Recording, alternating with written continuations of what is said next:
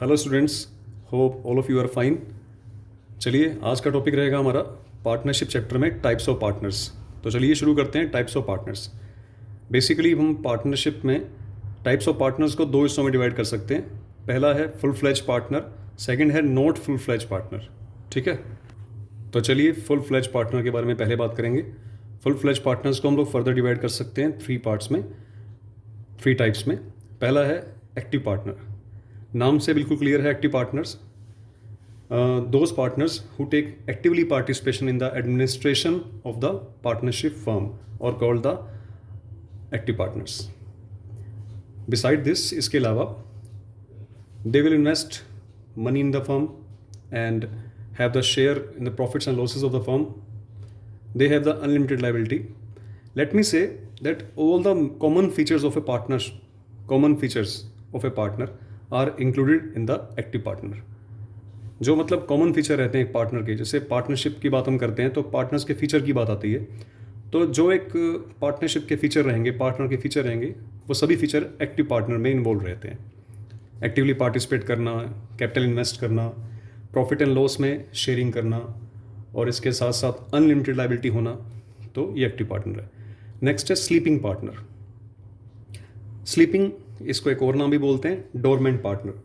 अब स्लीपिंग या dormant partner कौन से हैं? These are those partners who don't take actively participation in the administration of the firm, but they invest money, they have share in the profit and losses of the firm, they are having unlimited liability, but they don't take actively participation. Comparison कर रहा हूँ मैं, actively participation नहीं होता यहाँ पे, बस यही चेंज है। थर्ड है सीक्रेट पार्टनर। नाम से बिल्कुल क्लियर है, सीक्रेट पार्टनर। अब सीक्रेट पार्टनर क्या है? A partner is known as secret partner whose relation with the firm unknown to the general public. लोग नहीं जानते कि वो फर्म का पार्टनर है, बट वो फर्म का एक्चुअली में पार्टनर है, राइट? इसके अलावा उसके पास सारे फीचर रहेंगे जो एक्टिव पार्टनर्स के रहते हैं स्लीपिंग पार्टनर्स में। नहीं, एक्टिव पार्टनर में जो भी फीचर्स हैं वो सब कुछ हैं, इसके पास सारे फीचर्स मौजूद रहेंगे। सिर्फ लोग नहीं जानते उसके बारे में कि ये that particular person is a partner of that particular firm, that is secret partner। बाकी सारे फीचर्स उसमें इन्वॉल्व रहेंगे। नेक्स्ट है नॉट फुल फ्लैज पार्टनर्स। अब यहाँ बात करेंगे हम लोग, इसके फर्दर डिवाइडेड है, थ्री टाइप्स हैं इसके। पहला, अच्छा पहले मैं एक बात बतानी भूल गया यहाँ पे कि ये फुल फ्लैज पार्टनर क्या है। फुल फ्लैज पार्टनर का मतलब वही पार्टनर है विच आर एक्टिवली पार्टिसिपेटेड, जिसमें पार्टिसिपेशन रहता है फर्म में उसका। In other words, we can say that a full-fledged partner is that partner who directly related with the firm, who invest money, who share profits and losses, who have unlimited liabilities, all having the common features, all common features, full-fledged partner. अब not full-fledged partner क्या हुआ? Which the partners which has not in a direct relation with the firm. Firm से उसका direct कोई connection, direct relation नहीं है. They are associated with the firm for a special motive, right? Just like, let me say, those partners who don't have full interest in the business of the firm, इनका full interest नहीं है firm में, those are called not full-fledged partner। अभी हम types भी पढ़ेंगे इसके बारे में, तो और ज़्यादा पॉइंट आपको इसका क्लियर हो जाएगा, मीनिंग क्लियर हो जाएगा। पहला इसमें नॉमिनल पार्टनर। तो what do you mean by nominal partner here? By nominal partner we mean those partners who neither invest money nor have share in the profits and losses of the firm, and also don't play any active role in the administration of the firm। ना तो वो money invest कर रहे हैं, ना ही वो they are taking share parts in the profits and losses of the firm, और इसी के साथ साथ ना ही वो एक्टिवली पार्टिसिपेट कर रहे हैं एडमिनिस्ट्रेशन में, तो they are the nominal partner. फिर एक बात है कि जब वो प्रॉफिट्स और लॉस शेयर नहीं कर रहे हैं, मतलब प्रॉफिट में उसको हिस्सा नहीं मिल रहा है, कैपिटल वो इन्वेस्ट नहीं कर रहे, पार्टिसिपेशन वो नहीं कर पा रहे हैं, तो फिर ये पार्टनर बने क्यों, या फिर इनको पार्टनर बनाया क्यों गया? ठीक है, अब जो फर्म है वो इनको पार्टनर इसलिए बना रही है due to get the benefit of those persons who are having a lot of goodwill in the market, right? For example, अगर मैं फादर और सन की बात करूँ, एक रिलेशनशिप है बाप और बेटे में, तो अगर बेटे ने एक बिज़नेस ओपन किया, जो उसके फादर हैं वो रिनोन पर्सन हैं शहर के अंदर, तो बेटा अपने फादर को पार्टनर बना सकता है बिना किसी कैपिटल इन्वेस्टमेंट के, बिना किसी participation of any profits and losses के शेयर के, ना ही वो एक्टिवली पार्टिसिपेट करेंगे, लेकिन वो बेटा उनकी गुडविल यूज़ करेगा। ठीक है। और क्योंकि अच्छा फादर क्यों, मतलब वो पर्सन क्यों बनेगा पार्टनर, जब उसको कुछ शेयर और प्रॉफिट नहीं मिल रहा, पार्टिसिपेट नहीं कर पा रहा, वो इसलिए बनेगा क्योंकि उनका रिलेशन ऐसा है, वो बना नहीं कर सकता। That is the main reason, nominal partner. Next है पार्टनर बाय एस्टॉपल और बाय होल्डिंग आउट। अब ये एस्टॉपल और होल्डिंग आउट क्या है? When a person who has no partnership in the firm but his words or conduct highlight him as a partner is called the partner by holding out। फिर से समझाता हूँ आपको मैं। एक पर्सन है, वो फर्म में पार्टनर तो नहीं है, फिलहाल पार्टनर नहीं है, लेकिन उसके वर्ड्स, उसके शब्द जो उसने थर्ड पार्टी के सामने बोले, या फिर उसका बिहेवियर, जो कंडक्ट है उसका, वो ये चीज़ शो कर रहा है कि वो पार्टनर है, तो वो पार्टनर बनेगा partner by holding out. For example देखिए, जस्ट लाइक मैं एक टीचर हूँ और मेरे कोई 2 स्टूडेंट हैं, वो मेरे पास आते हैं कुछ पढ़ने के बाद, +2 पढ़ गए, BCom MCom MBA सब पढ़ गए, उसके बाद वो बिज़नेस शुरू करते हैं और मेरे पास आते हैं कि सर मिठाई का डब्बा लेकर आते हैं मेरे पास और कहते हैं कि सर हम आपके बच्चे हैं, पढ़े हुए हैं, मेरे को बड़ी खुशी होती है कि बच्चे मिलने आए हैं, मिठाई का डब्बा भी, काजू कतली वगैरह सब लेके आए हैं। तो वो कहते हैं सर हमने एक बिज़नेस शुरू किया है, तो बड़ी खुशी होती अगर आप उस बिज़नेस में थोड़ी सी हमारी हेल्प करते। मैंने भी बोल दिया जोश जोश में वो काजू कतली का डब्बा देखकर कि यार क्या दिक्कत है, बताओ हेल्प, किस टाइप की हेल्प चाहिए। वो कहते हैं सर आप तो इतने रिनोन्ड हैं, वो बैंक मैनेजर है, हमने बैंक से लोन लेना है, तो बैंक मैनेजर आपको जानता ही है, वो भी आपका स्टूडेंट रहा है, तो जस्ट एक फॉर्मेलिटीज़ हैं, उसके पास जाके बोलना ही है आपने। मैंने कहा हाँ हाँ कोई इश्यू नहीं है। तो मुझे अपने साथ ले गए बैंक मैनेजर के पास। बैंक मैनेजर के सामने, बैंक मैनेजर मुझे जानता था, वो मुझे देखते खड़ा हुआ, मुझे रिस्पेक्ट दी उसने, चाय वगैरह का ऑर्डर दिया उसने, चाय बिस्किट मिक्सचर नमकीन सब कुछ। अब वो जो 2 स्टूडेंट हैं मेरे, just like Ram and Shyam, जिसके पास हम गए हैं, मैनेजर का नाम मोहन है, तो राम एंड श्याम मोहन के सामने मुझे रिप्रेजेंट कर रहे हैं कि ये भी हमारी फर्म में एक पार्टनर है, मतलब meet mister Rajesh Khurana and he is a partner in our firm, तो इनके भी साइन ले लीजिए आप। अब जब वो मुझे इस ढंग से रिप्रेजेंट कर रहे हैं कि I am one of the member of the family of the partnership, और मैं उस वक्त, अब ध्यान दीजिएगा बात को, मैं उस वक्त ना तो हाँ बोल रहा हूँ ना बोल रहा हूँ, मेरे वर्ड्स साइलेंट हैं, मेरा जो कंडक्ट है, जो मेरा बिहेवियर है, वो भी कंफर्टेबल जोन में हूँ, क्योंकि मैं अभी घर से जब चला था तो उनके द्वारा दी गई काजू कतली और काजू पिस्ता बादाम जो मुझे देके गए हैं, गिफ्ट देके गए हैं, वो सब कुछ मैंने एक्सेप्ट किया है। तो शायद पता नहीं, मुझे भी ऐसा लगा कि हाँ कोई बात नहीं है, बोल रहे हैं तो क्या, बच्चे हैं अपने।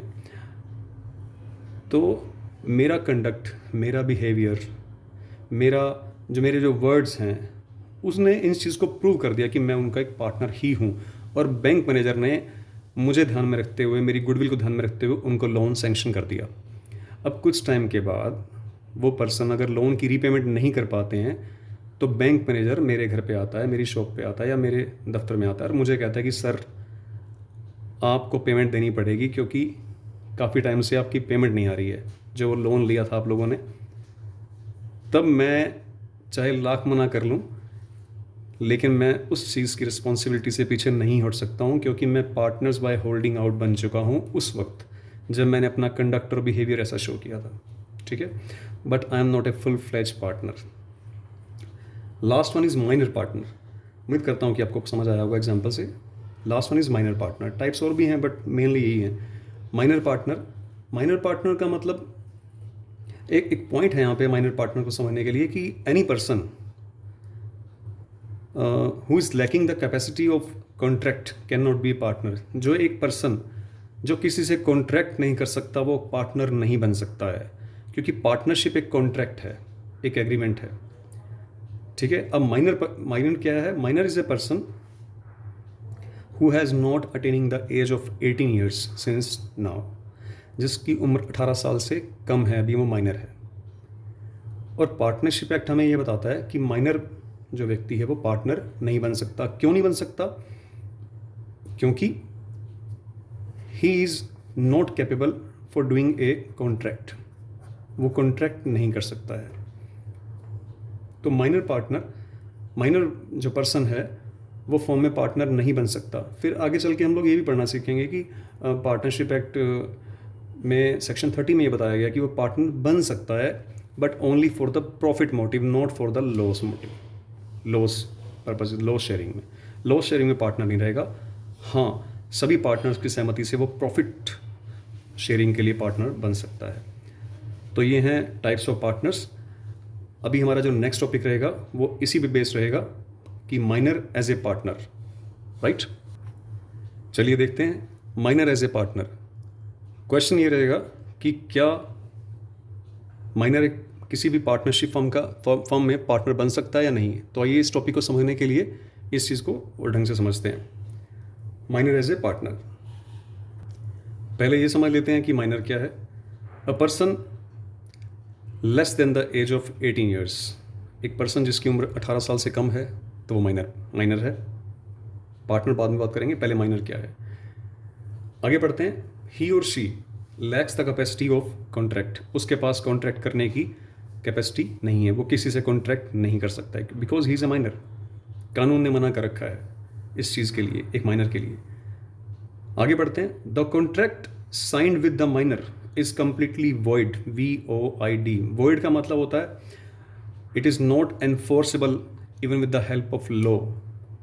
वॉइड, अगर उसने किसी से कॉन्ट्रैक्ट साइन कर भी लिया, ठीक है, अगर किसी ने माइनर से कॉन्ट्रैक्ट साइन करवा लिया तो उसके द्वारा दिया गया कॉन्ट्रैक्ट या साइन किया गया कॉन्ट्रैक्ट कंप्लीटली वॉइड है। वॉइड का मतलब मैं फिर से क्लियर कर देता हूँ। वॉइड का मतलब है it is not enforceable even by the law, with the help of law. वो कानून के द्वारा भी लागू नहीं करवाया जा सकता contract. If minor refuses to complete the promise, अगर माइनर रिफ्यूज़ कर देता है उसके द्वारा जो कॉन्ट्रैक्ट किया था, जो प्रॉमिस किया था, जैसे किसी माइनर ने जिसकी उम्र 18 साल से कम है किसी पार्टी से कॉन्ट्रैक्ट किया और कॉन्ट्रैक्ट के बदले में मान लीजिए अपना घर बेचने की बात की, किसी पर्सन ने उसको धोखे से उसको कम रेट लगाकर सौदा तय कर लिया, घर है 1 करोड़ रुपए का सौदा तय कर लिया 40 लाख में, और माइनर ने हाँ भी बोल दी और उसके बदले में कुछ 10 लाख रुपए की एडवांस भी ले ली, ठीक है। बाद में उसको समझाया, किसी व्यक्ति ने समझाया माइनर को कि अरे यार ये तो 1 करोड़ की कीमत का मकान है तेरा और तूने 40 लाख में गलत बेच दिया, वो तो तेरे को चीटिंग कर रहा है। माइनर ने मना कर दिया कि मैं सौदा नहीं करता, मैं 10 लाख भी वापस नहीं करता, तो कॉन्ट्रैक्ट रिफ्यूज़ कर दिया उसने, माइनर ने। If minor refuses to complete the promise done to other party, then उस केस में फिर होगा क्या, then that party can not move to the court for the implementation of the contract. तब वो पार्टी कोर्ट में नहीं जा सकेगी उस कॉन्ट्रैक्ट को इम्प्लीमेंट करवाने के लिए। मैंने एक शब्द यूज़ किया था अभी, void, VOID, void, that it is not enforceable even by the help of law. तो माइनर के साथ कॉन्ट्रैक्ट नहीं करना चाहिए कभी। अब पार्टनरशिप में एक बात लिखी हुई है कि any person lacking the capacity of contract can not become a partner, कि अगर एक पर्सन, क्योंकि पार्टनरशिप एक कॉन्ट्रैक्ट है और एक पर्सन जो है अगर वो माइनर है तो उसमें कैपेसिटी ऑफ कॉन्ट्रैक्ट नहीं है, तो कैपेसिटी ऑफ कॉन्ट्रैक्ट नहीं है तो वो पार्टनर भी नहीं बन सकता, सिंपल सी बात है। तो एक क्वेश्चन रेज हो रहा है कि can a minor be admitted as a partner in a firm, yes और नो। आंसर देखिए इसका, कि क्वेश्चन है कि क्या एक माइनर व्यक्ति किसी फर्म में पार्टनर के रूप में एडमिट हो सकता है या नहीं। आंसर है according to section 30 of Indian partnership act 1932, ये एक्ट याद रखिएगा, a minor can not be a partner नहीं बन सकता है, but he can be made partner in the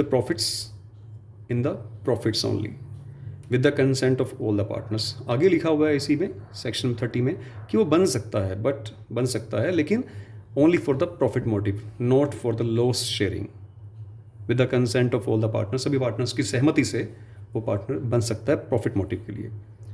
आगे और बातें लिखी हुई हैं। He can not be declare as full fledge partner, वो फुल फ्लैज पार्टनर नहीं है, क्योंकि फुल फ्लैज पार्टनर के बारे में हम लोगों ने पढ़ा हुआ है कि उसके पास अनलिमिटेड लायबिलिटी रहती है, जबकि इसकी लायबिलिटी लिमिटेड रहेगी क्योंकि लॉस में शेयरिंग नहीं है इसका, ठीक है। आइए इसकी डिटेल और जानते हैं कि एक माइनर पार्टनर की पोजीशन क्या रहेगी फर्म में। What is the position of A minor partner in a firm.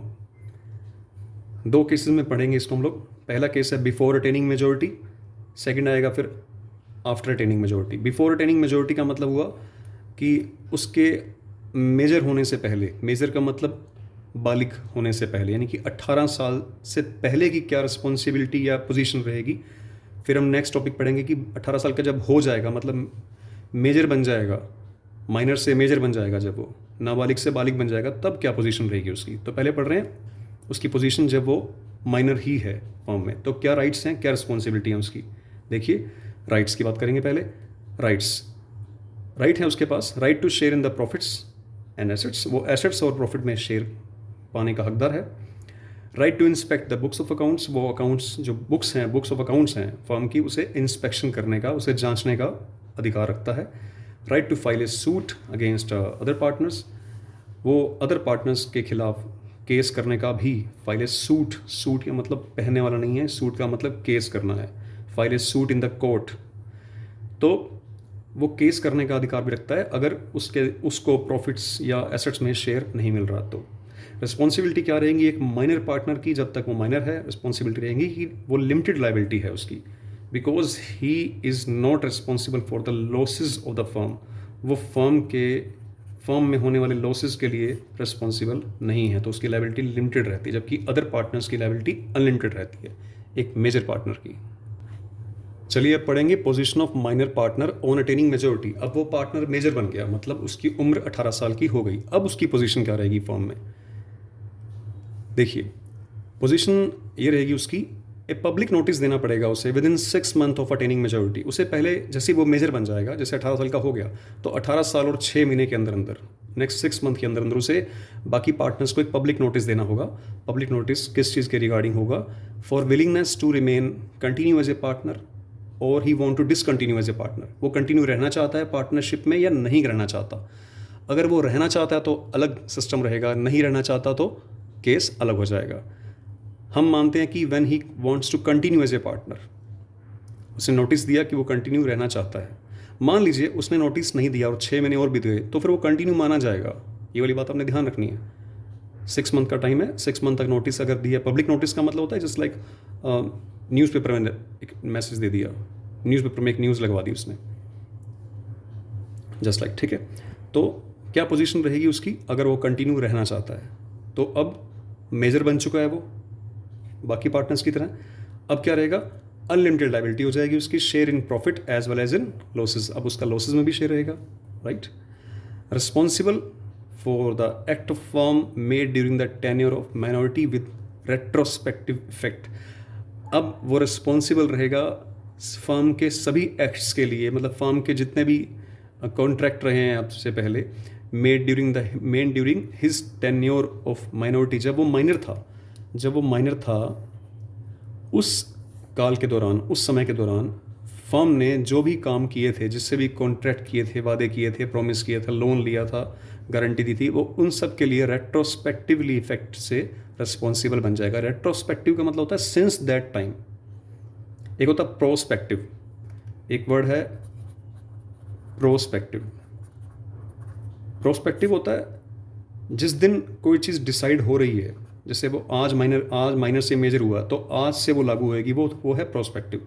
Retrospective effect होता है सिंस द बिगनिंग, जब से बात चल रही है तब से, जब से वो बना था पार्टनर तब से, ठीक है। रेट्रोस्पेक्टिवली वो रिस्पॉन्सिबल हो जाएगा।